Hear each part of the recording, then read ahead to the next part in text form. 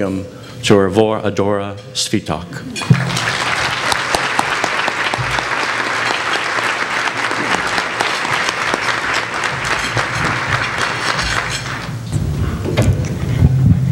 Everybody, it's my great honor to be. Oops. That was okay.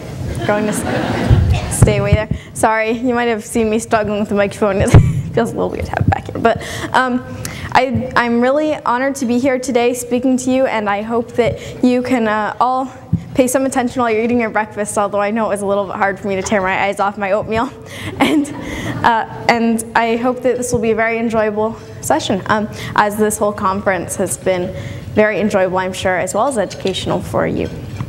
So my mom was saying that I need to make some jokes to wake everybody up, but you look pretty alert, so I think I'm going to save myself from the terror of you don't want to see me making jokes purposely. It's not pretty.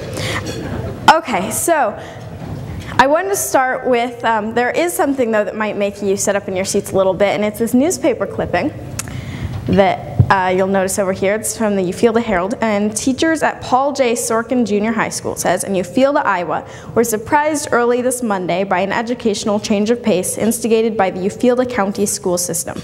Instead of students filing into classes to hear the teachers lecture at the head of the class, teachers found themselves being herded in the classrooms where young people lectured and assigned homework to the dumbfounded grown-ups.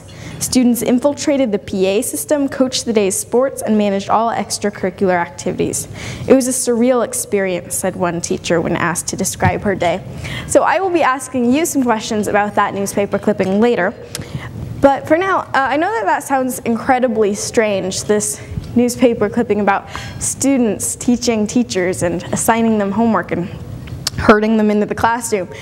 But students teaching teachers may not actually be such an incredibly isolated occurrence. Take a look at this will advance. Oh dear. Okay. I was going to say take a look at these two videos of me teaching teachers doesn't look like the video's loaded, but that's okay.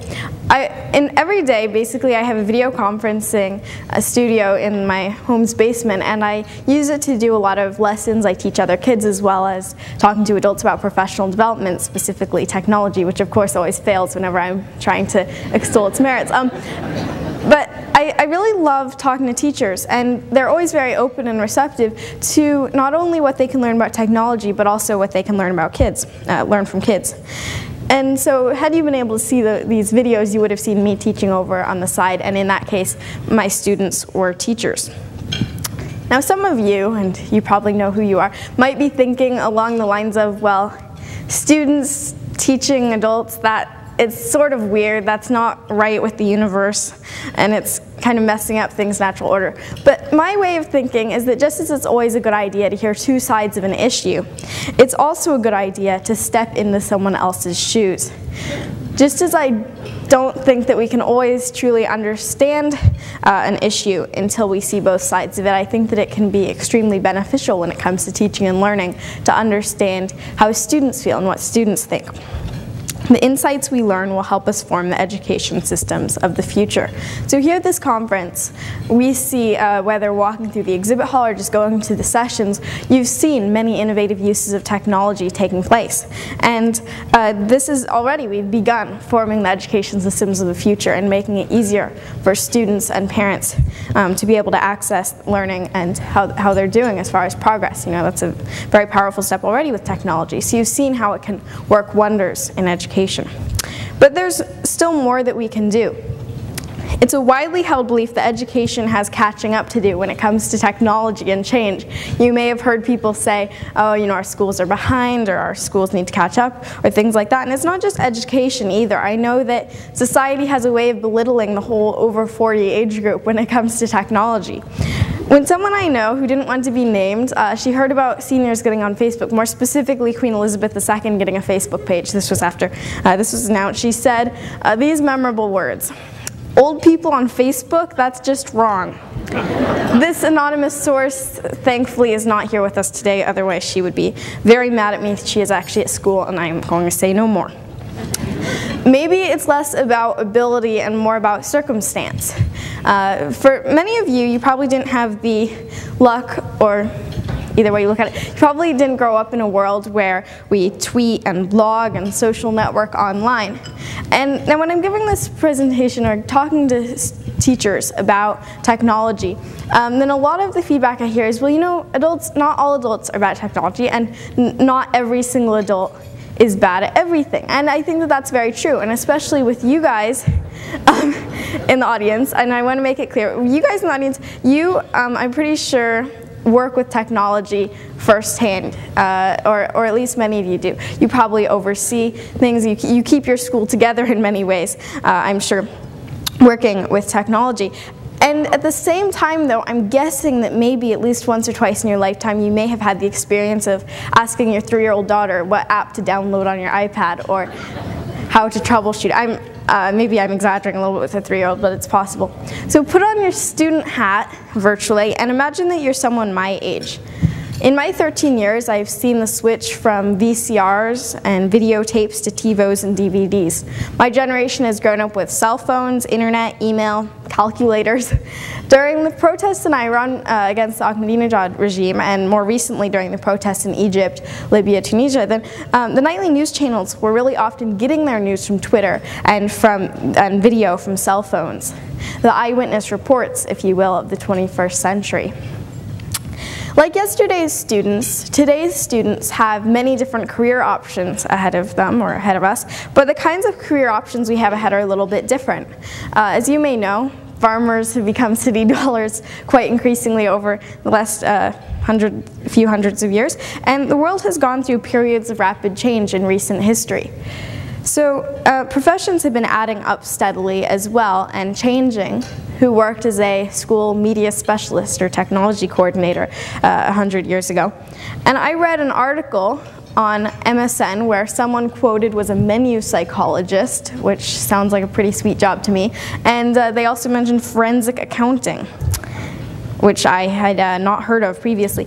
And what little boy or girl used to tell their parents, you know, Mom, Dad, when I grow up, I want to work in the area of green funeral directing. Actually, I'm not sure that that scenario takes place a whole lot now either, but it's possible. With the revolution of technology over the past 30 years, then a lot of job professions which might have been very normal have not become quite so normal. Whoever hears of a chandler anymore. And job titles which were not in existence a few years ago have become commonplace, as you just saw. It's no longer so much about choosing one path and staying on it for the rest of our life, because the 21st century student's direction is forked in so many different directions. In fact, the US Department of Labor estimates that today's learner will have 10 to 14 jobs by the age of 38. In the olden days, you might graduate from high school or college, get a job, and stay with it for the rest of your life, and maybe your kids and grandkids would even do the same line of work as well. But today, as you all know, with the 10 to 14 jobs, that's probably, those jobs might not even all be in the same area. And because of this more competitive and more volatile economy, then students might not be able to do the same jobs that their parents and grandparents have done, and they might not even be able to stick with it long enough for their kids. So what does all this information mean for 21st century students, and what does it mean for 21st century schools? In order to best shape paths for the 21st century student, we have to understand what sets old student pathways and new student pathways apart. A tale of two paths, if you will, my kind of pithy allusion there. You might wonder, why can't we continue to pave the same paths as we've always done? And you could bring up all the great thinkers and artists and even presidents of the past to say, you know, this is what our education approach from the 1800s, it's been excellent as far as a track record. You sit in a room, you listen to your teacher relate the facts of the world, you go home, and you come back the next day, listen to more facts. You know, why not hold on to a good road if that seems to have been working? But the thing is, in a changed and exponentially changing world, that same approach may not work for everybody. In an age of global connections, today's students are diverse in their backgrounds, culture, ethnicity, skill level, and how they learn. Some students may learn best watching videos or doing a project online. Some students may learn best by reading out of the textbook and then writing an essay. Some students may learn best by creating an audio track to complement the lesson material. The 21st century has brought innovations in technology, science, transportation, how we get our information. So when it comes to education, learning, and teaching, maybe it's time for schools to catch up with us in the 21st century. Being on both sides of the classroom means using some of the tools that matter to us. We know that we can create this innovative classroom with the help of technology, as many of you are already doing. But when it comes to technology, a few of you might be asking, well, who's going to help us? Raise your hand if you've ever had issues with a piece of technological equipment in school or out. I think probably mostly unanimously raised hands unless you've only just started using anything. I could be wrong, but I think I see a bit of a trend here. I mean, already during the course of this session, then you've already seen 2 videos malfunction, not loading properly. And as I said in my introduction, our world has been technology-filled pretty much since we were born, and it's a commonly accepted reality that, okay, sometimes your 14-year-old daughter might be a little more skilled at her iPod Touch than you are with your smartphone or your iPod. But and it might make some people uncomfortable or scared that their kids or their grandkids even might know more about technology than they do. But if you find yourself in this position, it's really okay as long as you're open-minded about learning and catching up. And as I said again, you may be the go-to person in your school when it comes to technology. You may be the person with the most expertise, and yet you may have had those moments where you're asking your kids, you know, how do I download this app, or what game should I download? As a case in point of this open-minded kind of attitude, this is my dad. This is my dad, John Svitak. He's actually sitting here, so you don't have to rely on the windy Mexico picture over there. And he can stand up if he wants. Okay. Now, I'm not just making him stand up because I want to give my family members exposure, although I'm sure they would appreciate that, but rather because my dad's been interested in Facebook for some time now, and finally last October he actually set up an account, which was a pretty big step because he was pretty much just bashing everybody who uses Facebook before that. No, not quite. It was more Twitter. But what's so nice about my dad being on Facebook is that it's given my sister and I the chance to finally be able to answer some of his questions as opposed to asking him questions like, what's the deal with ionic and covalent bonds again, or how do I solve this inequality? So it's an empowering feeling, and some of you may have had this with people who you really look up to and who teach you a lot, but it's sometimes a little bit, you want to be able to teach them something. And they say that an old dog can't learn new tricks, which is not true. I think they actually disproved that in a study, by the way. But my dad is a very quick learner when it comes to Facebook, and it's not just restricted to Facebook, because my sister and I, we've been doing quite a lot. I also set up a blog for him, johnfsvitak.blogspot.com, showed him the basics of an interactive whiteboard, and the only thing my mom may be a little less happy about, got him hooked on the addictive game app on the pretty much everything, Angry Birds. So, with the possible exception of Angry Birds, my dad using technology a lot and being online might actually equal more in-person conversation because we're talking, asking and answering questions and explaining things. And even Angry Birds, what's the best way to get this projectile over to the fort of pigs? If you have never played Angry Birds, you have no idea what I'm talking about. It's enough said. So I highly encourage you to do the same. I know this sounds like a sort of strange approach, but you may have already done a lot of this at home, maybe asking your kids, what exactly is Facebook, or what exactly is Twitter, how do I use it, or Formspring, or whatever it is that's the newest tool that kids are using.